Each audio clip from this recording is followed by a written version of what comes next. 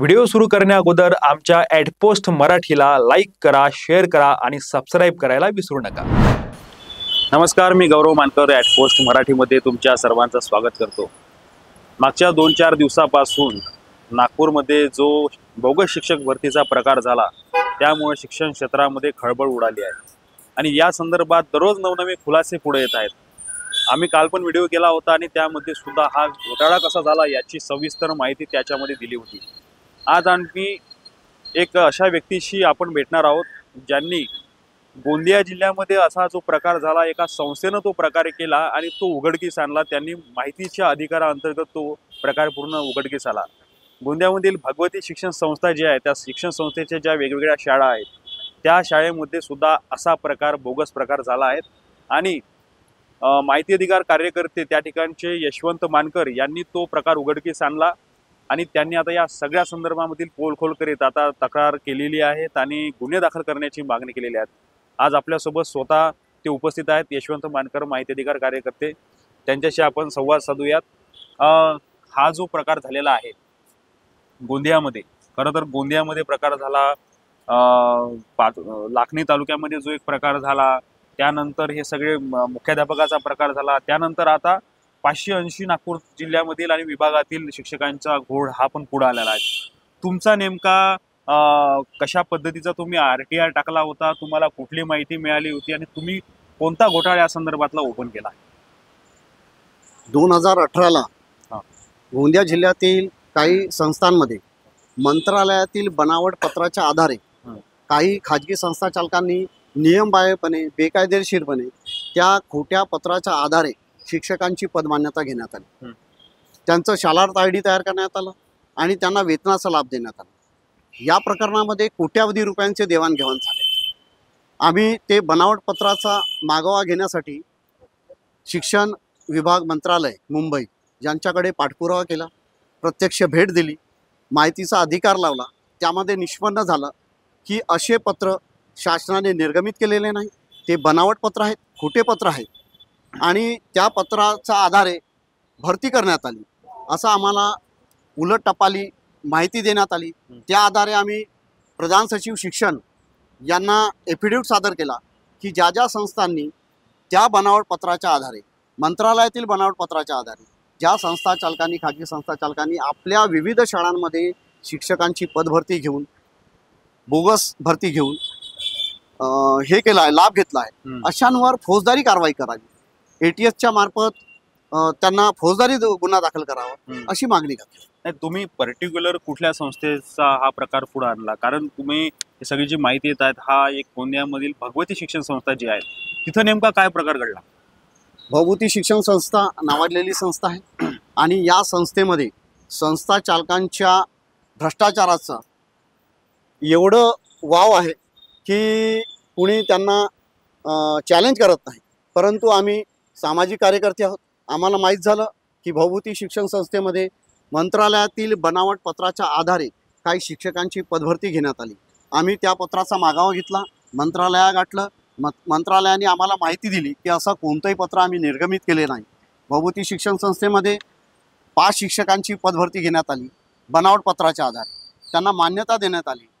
शिक्षणाधिकारी माध्यमिक यांनी मान्यता दिली आणि शालार्थ ID इश्यू करण्यासाठी उपसंचालक नागपूर यांनी ते प्रोसेस केलं आणि त्यांना वेतनाचा लाभ दिला।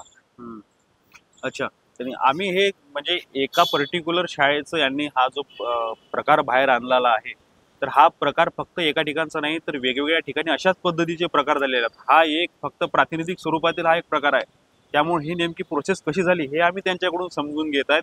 सर, हा जे नंतर प्रोसेस पुढे गेली, तुम्ही त्या संदर्भातील माहिती मागवली, त्यानंतर तुमच्या लक्षात आलं की अशा पद्धतीचा हा प्रकार झालेला आहे, परंतु आता हा प्रकार मोठ्या प्रमाणामध्ये उघडकीस आला आहे। तुम्ही तर हा प्रकार अगोदरच उघडकीस आणला होता, त्यावर कारवाई झाली नाही?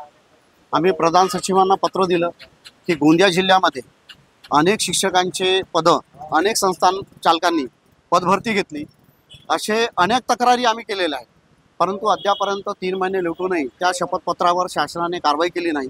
आम्हाला शंका आहे की प्रधान सचिव त्या समितीचे प्रमुख आहेत, परंतु त्या प्रकरणावर पडदा घालण्याचा प्रकार होऊ शकतो, म्हणून माननीय गृहमंत्री मुख्यमंत्री यांच्याशी विनंती आहे की हा महाघोटाळा जो शिक्षक भरतीचा आहे याचा पर्दाफाश होण्यासाठी SIT गठीत करावी व निवृत्त न्यायाधीशांच्या मार्फत समिती गठीत करावी, जेणेकरून नागरिक एकदम तक्रार दाखल करतील व याच्यावर कारवाई होईल. या सगळ्या घोटाळ्यामध्ये कर्तेधर्ते कोण असेल याच्यामध्ये? कारण हे सगळं इतकं सगळं घडून आणणं हे फक्त एका अधिकाऱ्याच्या हातचा काम नाही आहे. याच्या मागे संस्था चालकच यामधील खरे सूत्रधार असतील का? बरोबर. मंत्रालयातील बनावट पत्राचा मुख्य सूत्रधार संस्थातील संस्थाचालक आणि तेथील कर्मचारी काही हे गुंतलेले आहेत. त्यांचे नावं उघड आहेत. कारवाई व्हावी जेणेकरून त्यांचे नावं पर्दाफाश होईल आणि शासनाकडे त्यांची अंतर्भूत माहिती मिळेल. असा हा प्रकार एका ठिकाणी झाला आहे, परंतु सिस्टम तर सारखीच आहे ना. म्हणजे प्रत्येक जिल्ह्यामध्ये जरी तुम्ही गेले किंवा प्रत्येक विभागीयमध्ये गेले तरी प्रत्येक ठिकाणी शिक्षक घेण्याची प्रोसेस ही सारखीच आहे. मग हा घोटाळा आता फक्त नागपूर विभागापुरता मर्यादित आहे असं तुम्हाला वाटते की संपूर्ण महाराष्ट्रामध्ये सुद्धा अशा घोटाळ्याची शक्यता आहे? आपल्या महाराष्ट्रामध्ये जे शिक्षक भरतीचा महाघोटाळा झाला हा मध्य प्रदेशमध्ये जो व्यापम घोटाळा झाला, दुसरं उत्तर प्रदेशमध्ये जे शिक्षक भरती झाली त्यापेक्षा मोठा घोटाळा आहे. ह्या घोटाळ्याची व्याप्ती संस्थाचालक, कर्मचारी, उपशिक्षणाधिकारी, उपसंचालक नागपूर व विविध जिल्ह्यातील उपसंचालक यांच्या संगनमताने झाला आहे आणि शासनाच्या तिजोरीवर डल्ला मारण्याचा हा प्रकार आहे. नियुक्ती करताना अनेक कोट्यावधींचे देवाणघेवाण झाले. या भ्रष्टाचाराचं उघड शासनाने करावं अशी मागणी. तुम्ही आज इथे आलेला आहात, विभागीय कार्यालयात सुद्धा जाणार आहात, DCP यांना भेटणार आहात. आता काय मागणी आहे तुमच्या? मागे आम्ही तक्रार दाखल केलं होतं आणि त्या संदर्भातच आज आम्हाला DCP कार्यालयामध्ये बोलवण्यात आलं आहे. तक्रार जर होत असेल तर नक्की आम्ही तक्रार करू आणि शासनाला मदत करू. जे जे कागदपत्र आहेत, जे पुरावे आहेत आम्ही सादर करू. आमच्याकडे अंतर्भूत सगळी माहिती आहे. जे शासनानेच दिलं आहे ती माहिती आमच्याकडे आहे. शासनाने पुरवलेली माहितीच हा सबळ पुरावा आहे, जेणेकरून खाजगी संस्था चालकांनी मनमर्जीप्रमाणे आदेश लावून व पत्र बनवून, खोटे पत्र बनवून अनेक शिक्षकांची पदमान्यता घेतली. अशा शिक्षण संस्था चालकांवर कारवाई व्हावी आणि ज्या ज्या शिक्षण संस्था चालकांनी हे प्रकरण घडवलं त्या संस्थेची मान्यता तात्काळ माननीय गृहमंत्र्यांनी, शिक्षण मंत्र्यांनी ते रद्द करावी अशी मागणी. सध्या व्हॉट्सअपवर पण सुद्धा काही लिस्ट फिरत आहे, काही शिक्षकांची यादी फिरत आहे की हे शिक्षक ज्या पद्धतीनं बोगस पद्धतीनं त्या ठिकाणी नियुक्त झाले त्या शिक्षकांची यादी येतात. यामध्ये किती सत्यता आहे?